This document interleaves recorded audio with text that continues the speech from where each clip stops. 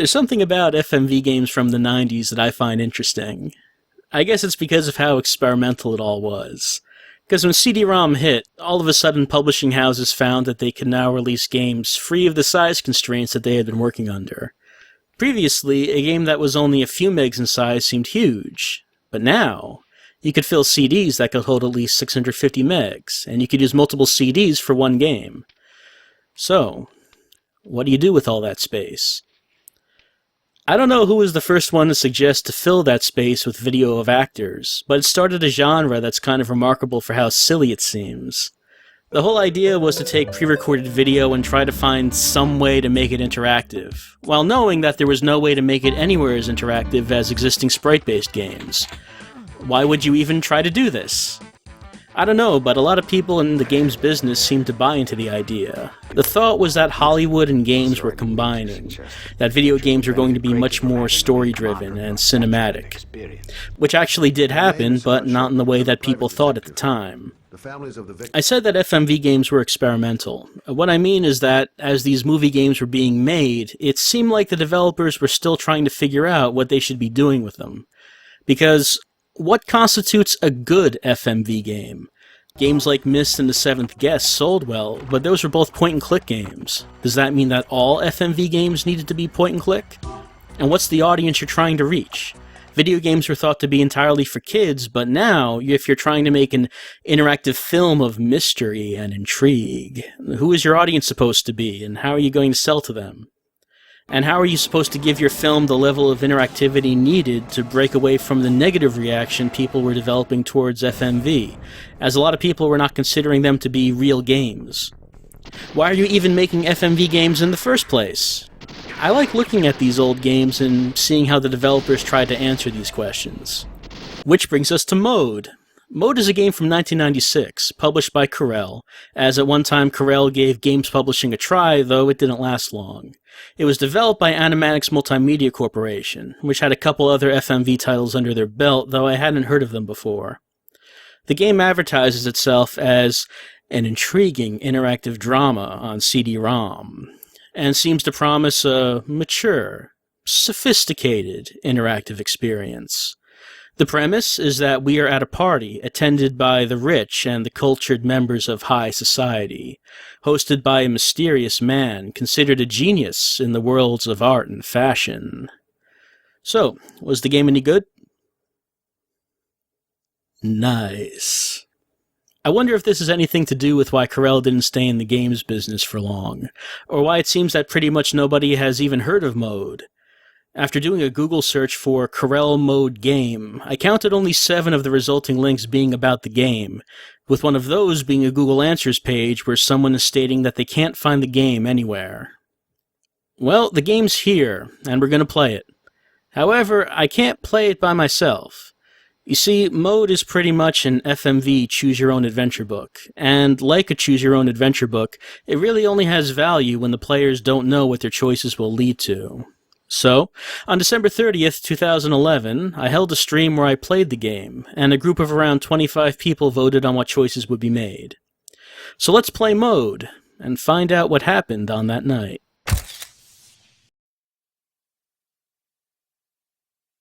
Even though Mode was released in 1996, it's actually a Windows 3.1 game.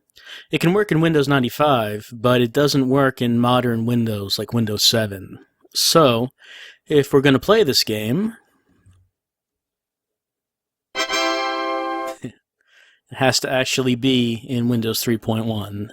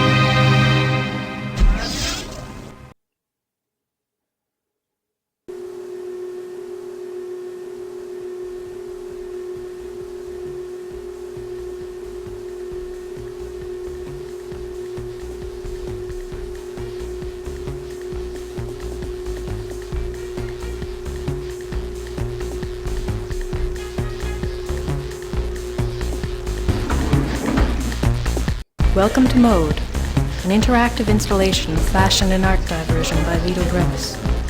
Your pass to this event is the dome pin you received with your ticket. You must wear this at all times while inside the Mode event. Failure to wear the dome will result in ejection from the event. There are no other rules.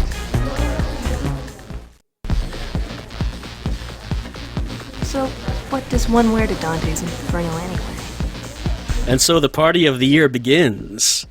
That's my hair. A gathering The girls. of the elite, Spontaneity is highly overrated. of the wealthy, Hey, what's up? Things you'll do for pain. and of the intellectual. I'm about to feel real good. Somebody told me Elvis was here. I mean, you can tell that these people are the avant-garde, right? Everybody at home, this party's gonna rule. Sure is. I'm going to Disney World! Great. You don't even know why you're being recorded, do you? Vito, I know you're listening. I love you. Alright, let's go into the party. I mean, let's not judge it by those people. I mean, this party has a stack of monitors in the wall with a big old computer lady greeting us to the event.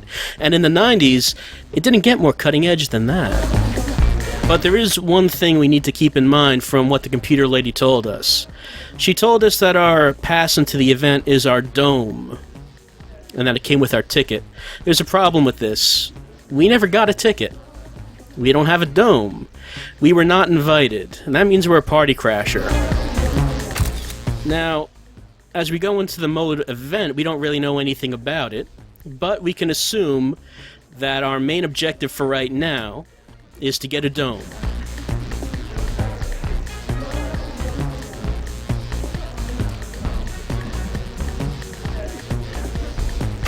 Now, how will our being domeless affect our interactions with the guests at the Mode party? Well, there's only one way to find out. Let's go on in and mingle.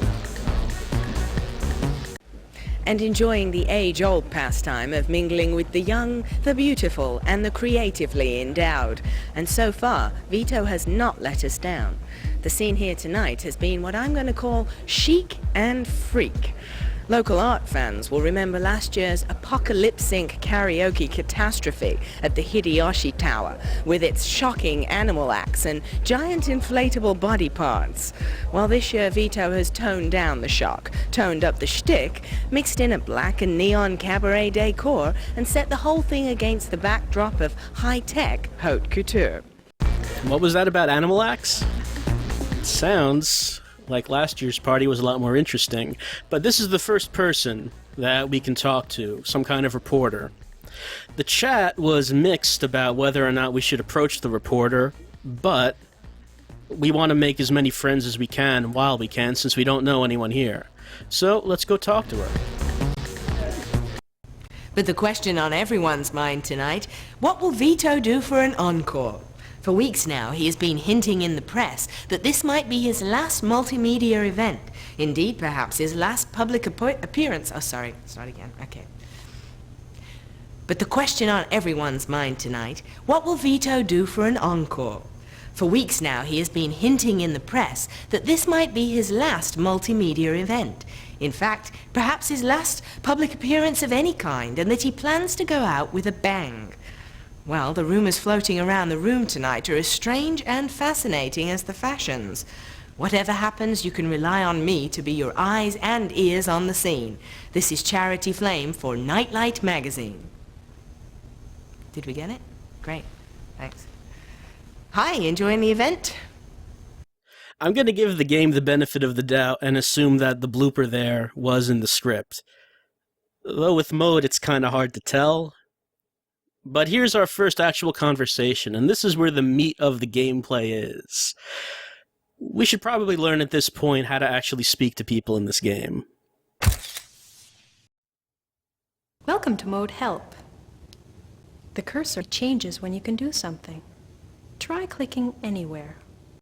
Alright, there are a few things that we could click on in the help screen, but the main thing we're interested in is this bar at the bottom.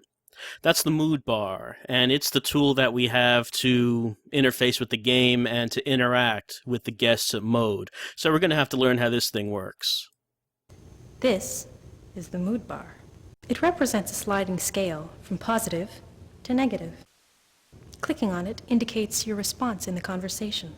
Do you understand? All right, it's asking us a yes or no question. Do we understand? How do we answer that?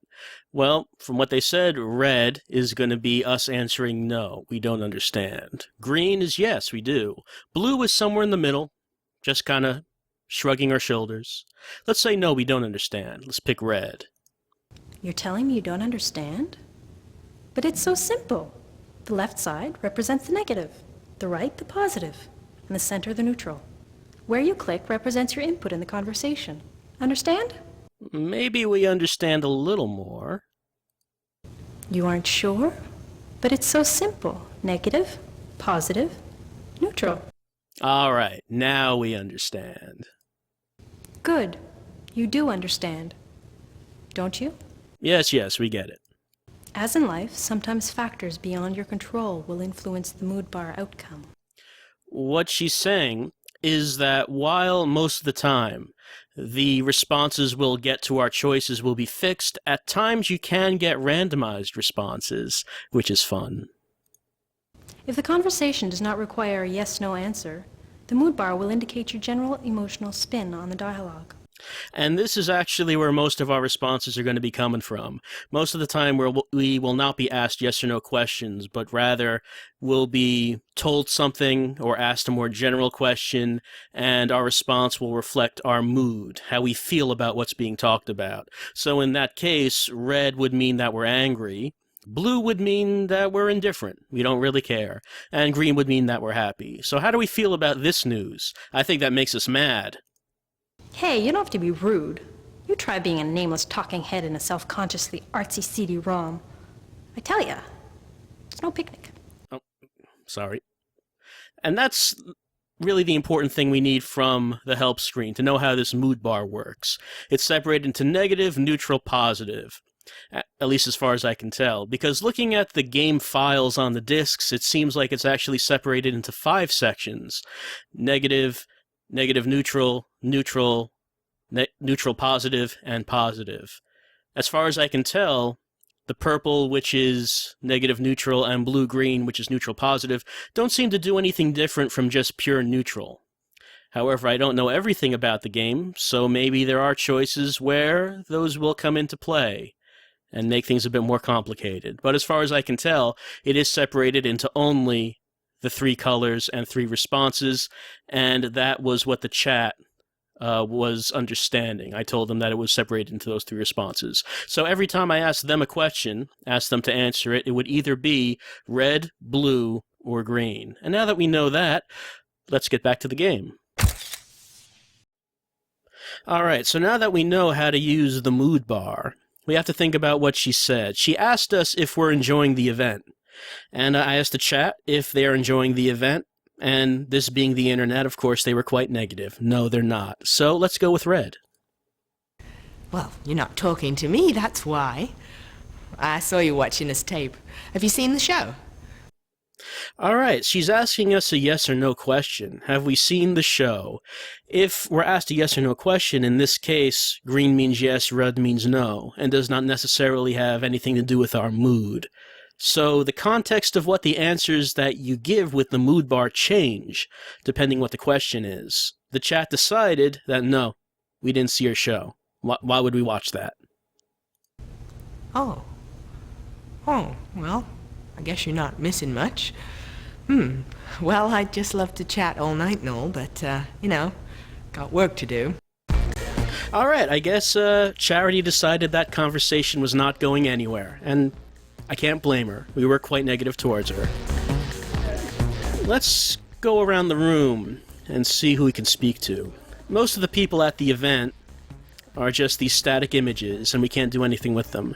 In this particular room, however, there is this guy standing by the back wall, kinda not speaking to anyone. But we can go over and talk to him. So what do you say? You look like you're in the appropriate party mood. Well, one thing to notice right off the bat is he apparently has a dome. That looks like what we saw in that video. He has it on his jacket. Maybe we could talk to him and find out more about domes. The chat decided that, yeah, we should try to be positive with this gentleman. We are in the party mood. It's not really my scene. I feel like I don't fit in. I'm actually an art collector, and I don't get out to these fashion things very often. Yeah, we could kind of tell. He seems to be a little bit of a fish out of water here. He doesn't really seem to fit in with high society and styles that we're seeing at the Mode event, or whatever it is you would call this. The chat decided that, yeah, we want to be friendly towards this gentleman, see where this goes. Thanks. You're looking pretty good yourself. Oh, really? And the chat decided that, yes, we do want to continue to butter him up and see. Maybe things could get interesting. You know the host? All right, a yes or no question. Do we know the host, Vito Brevis? We know his name, but we haven't seen him. The chat decided, however, that yes, we are liars, and we will lie to impress this gentleman. We do know the host. I'm actually pretty interested in his work. Is there anything you can tell me about him? And he's calling us out on it. No, we don't actually know anything about him. So the chat decided that we're going to play it cool, we're going to play it close to the vest. Don't let him know that we were lying, so we're going to pick blue. Be non-committal. Yeah. Sure, actually, that's pretty fine. Why don't you tell me a little bit about yourself? At this point, you might start to notice that only his head is video, and the rest of him is a still image. And it's kind of breaking apart right now. Yeah. We're going to see a lot of that, and it's only going to get worse. I guess full screen video was a hard thing to do back in the Windows 3.1 days. I mean, you're talking about full screen video? Come on. I guess this actually doesn't even qualify as FMV, because it's not full. You're only getting a little part of the screen there moving, and the rest of him is still, so you can't even call it FMV. Anyway, let's tell him a little bit about ourselves. The chat decided that, yeah, we want to go along with this. Let's answer positively. I don't know. There's something about you that I just can't figure out. Just what are you all about anyway? Well, he seems interested in finding out about us. We don't even know his name, though. Let's continue being friendly. That's not even a response, really. The chat decided that if this gentleman was not going to give anything up, then we were also going to go neutral. So let's go with blue, and just respond to his shrug with a shrug of our own. I don't know. But that's, again, not a response. I don't know what that is. Let's go with green.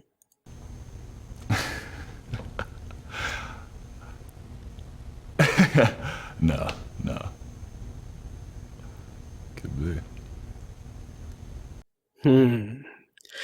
At this point, the chat was starting to have enough of the gentleman's non-committal responses. I mean, we want to get something back out of this conversation, don't we? And this guy's just not telling us anything at all about anything. So, let's go red and see if maybe getting a little bit aggressive can get a better response. Yeah, I'll grant you that. You know, you really remind me of somebody I used to know. They're dead now. Actually, that's kind of a lousy story, isn't it? Sorry. Sure is. That's a great direction for a conversation to go.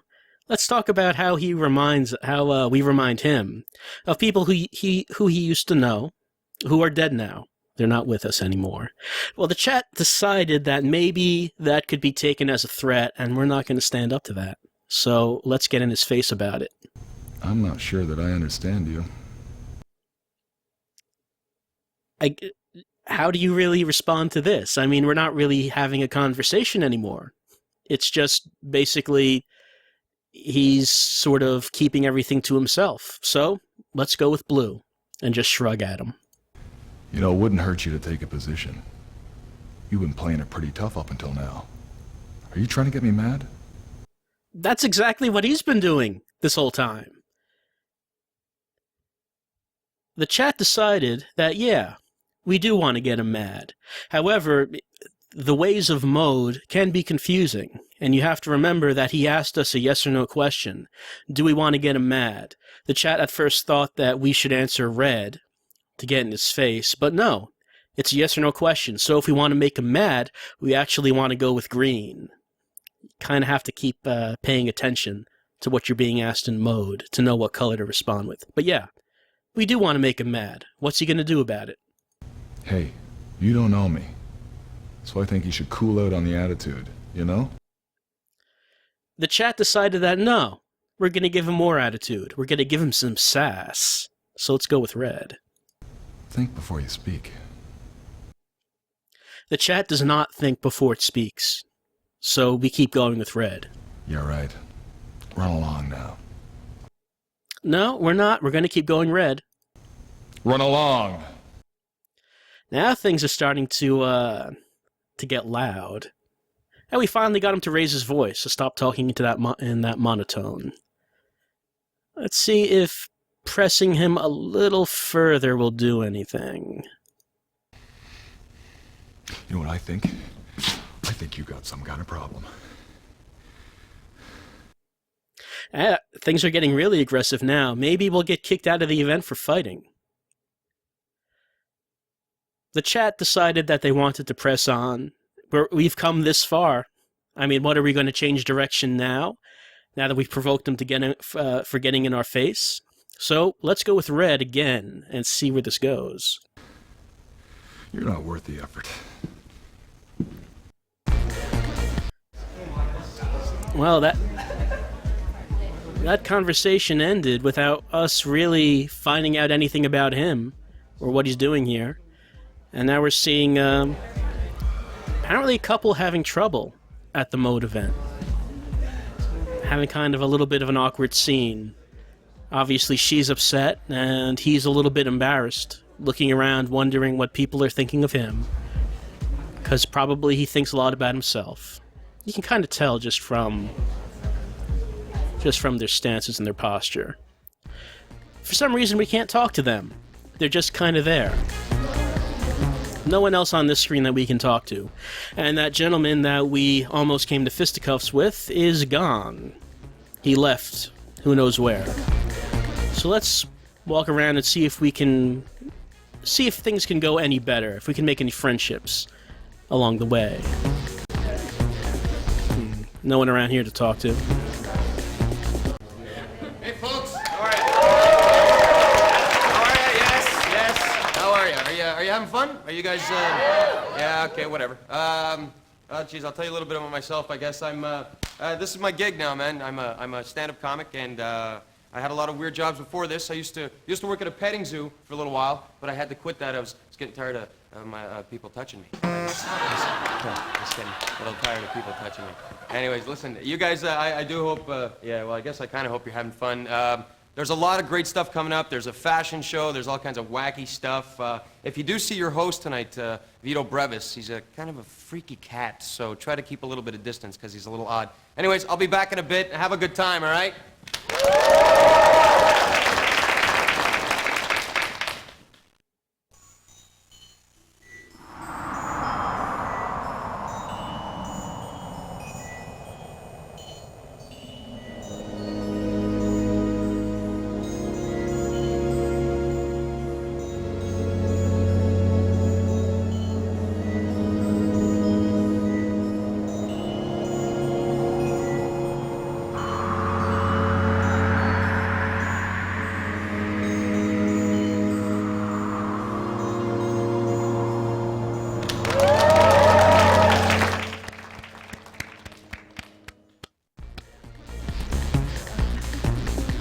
Okay, so this is the stage. This is where the action is happening at the mode event. Throughout the evening, these people are watching these little short performances, such as the one we just saw. And the MC of the night was that clown, I suppose. And this is what the elite are entertained by. This is what they watch. I'm sure in the 90s, this was all very on the edge of culture and fashion. You can tell. And as we return to the stage throughout the night, we're going to see many acts. That was only one. I'm sure we'll see events that are much better than two women putting a sheet over a third woman. Or maybe we won't. So, that's probably enough for our first foray into the mode event. We've talked to a couple people. Neither of those conversations have gone very well. The first conversation with the reporter was cut short. She didn't want to have anything to do with us. We were just very negative. And the second conversation, we almost got in a fight. So things are going as well as they could. We want to continue on to try to get a dome so we can avoid causing any trouble. Hopefully no one notices that we are domeless. But that's it for right now. Next time, we'll continue on in the party, see if we can make any friendlier relationships than what we've had so far, and take a look at getting that dome. See you then.